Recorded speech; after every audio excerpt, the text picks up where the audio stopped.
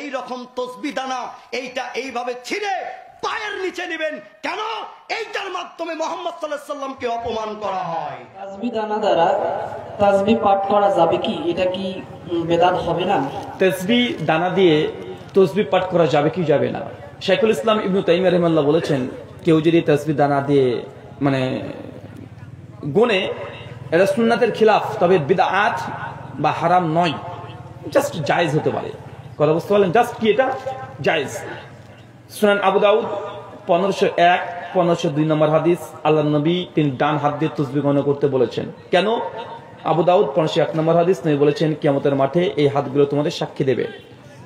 কথা বুঝতে পারলেন? কিয়ামতের মাঠে কি সাক্ষী দেবে?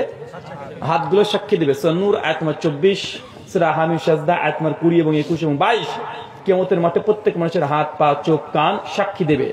অতএব তাসবিহ দানা আপনি এগুলো দিয়ে করবেন। তবে তাসবিহ দানা দিয়ে কেউ যদি তাসবিহ করে, এটা ডাইরেক্ট বিদআত বলা, যদি অনেক উলামারাই বলেছেন, শেখ আলবানী রাহিমাহুল্লাহ তিনি সিফাতুস সালাতুন নবীর মধ্যে বলেছেন, তবে শেখ সালেহ আল ইসলামী রাহিমাহুল্লাহ বলেছেন এখানে দুটো ভাগ আছে। একজন ইয়াং ছেলে ইন জেনারেল ভালো বুঝে, সবকিছু বুঝে, এ যদি তাসবিহ দানা দিয়ে গণনা করে তাহলে এটা সুন্নাতের খিলাফ, উচিত নয়, তাকে আঙ্গুল গণনা করতে হবে। এটাই সুন্নাত। আমরা কি আমল করব? সুন্নাত না জায়েজ? সুন্নাত। সুন্নাত আমল করলে কি হয়? নবীর সঙ্গে থাকা যায়। জান্নাতে কোথায় থাকবেন? নবীর সঙ্গে থাকবেন। আর দুই, কেউ যদি বয়স্কর কারণে, বার্ধক্যের কারণে, বয়স 50-60 হয়ে গেছে, অর্থাৎ কেউ গুনতেই পারে না, 1 2 3 4 5 6 10 পর্যন্ত বলতে পারে না, এমন হতে পারে কি পারে না? আছে না নাই? যে 33 পর্যন্ত যেতে পারে না, মানে জানেই না, এরকম মানুষ আছে না নাই? আছে।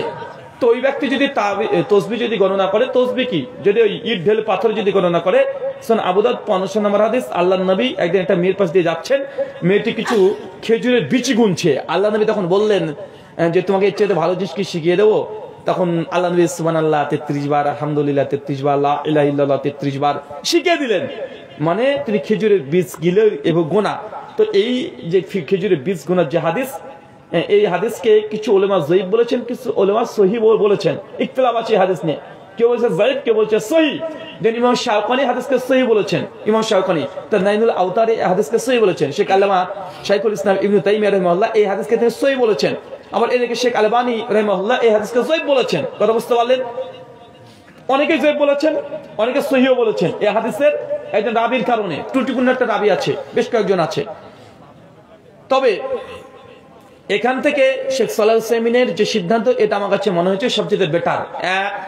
আর আমি এই ফতোয়ার পরে আমি ওই মনে করি যে এটাই হকের নিকটবর্তী। ইয়াং জেনারেল যারা গুনতে পারে তার জন্য হাত দিয়ে গণনা করবে, এটা সুন্নাত, এটা ফজিলত আছে। যারা গুনতে পারে না বা গুনতে গিয়ে ভুলে যায় বা বার্ধক্যের কারণে যেতেই পারে না বা গুনতেই জানে না একদম, এমন মানুষ যদি তাসবিহ দিয়ে গণনা করে, তাদের জন্য কি বেদাত ফতোয়া দেবেন? কি জায়েজ? ওই পর্যায়ে পারে না। দুই, উসুল, ইবাদত আর ইবাদতের উপকরণ দুটো ভিন্ন জিনিস। মাইকে আজান দেওয়া, এটা কি ইবাদত? ইবাদত না ইবাদতের উপকরণ? উপকরণ। এখন কেউ যদি মাইকে আজান দেয়, বেদাত। তাসবিহ গণনা করে নয়, তাসবিহ গণনা সুবহানাল্লাহ, আলহামদুলিল্লাহ, লা ইলাহা ইল্লাল্লাহ, এটা পড়া, পাঠ করা, এটা কি ইবাদত? এটা কি ইবাদত। আমি হাতে গুনলাম না, ঠিক আছে, আমি মনে করলাম যে হাত গুনলে শিরক বাড়িয়ে হয়। যেমন অনেকে উদাহরণ দেয় যে তাসবিহ গুনলেও তো রিয়া চলে আসতে পারে, পারে কি পারে না? তো অনেক সময় হাত গুনলে তো রিয়া চলে আসতে পারে, পারে কি পারে না? নামাজের মধ্যে তো রিয়া চলে আসে না? ডাইরেক্ট নামাজ পড়ছেন, ভাবছে কেমন দেখছে মনে হয় কি হয় না? হয় কি হয় না? কথা বলেন, হয়। তো এই শুধু তাসবিহ গুনলেও যেমন রিয়া আসতে পারে, হাত গণনা করলেও রিয়া আসতে পারে, পারে কি পারে না? রিয়া মানে গোপন শিরক, অহংকার, এটা আসতে পারে কি পারে না? পারে।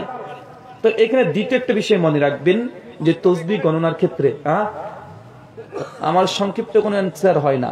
একটা উত্তর যদি হয় একটা দিয়ে দেবো, কিন্তু এই মাঝখান থেকে জায়েজ না জায়েজ ফতোয়া দিয়ে চলে যাবো, পরে সমালোচনা করবেন, আমার হয় না। একটাই বলবো ডিটেল, যেন আপনি পূর্ণ মাসালার জন্য বুঝতে পারেন। শেখ আব্দুর রাজ্জাক বিন ইউসুফ হাফিজাহুল্লাহ সমালোচনা এই জন্য করে, ওই যে প্রশ্ন করেছে, শেখ আমি গরুর দুধ জোয়াতে গিয়েছি, দিয়ে পোষের ফোঁটা পড়ে গেছে পোশাকে, নামাজ হবে? শেখ আব্দুর রাজ্জাক বলছে জি হ্যাঁ, 1 বালতি গাভীর প্রস্রাবের মধ্যে যদি পাঞ্জাবি চুবিয়ে নেন, নামাজ পড়লে নামাজ হয়ে যাবে। তবে মানুষের প্রস্রাব যদি 1 ফোঁটা পরে নামাজ হবে না। ওটা বাংলাদেশ কেঁপে গেল, কি বলেন এটা কি বলেন তো? এক কথা উত্তর দিলে এই সমস্যাগুলো বেশি হয়, কিন্তু যখন মাসালাহাত যখন পরিষ্কার 2 দিক থেকে যখন বলতে শুরু করবেন আর হবে না। কারণ এই মাসালা আমি এক কথা উত্তর দেবই না। কেন?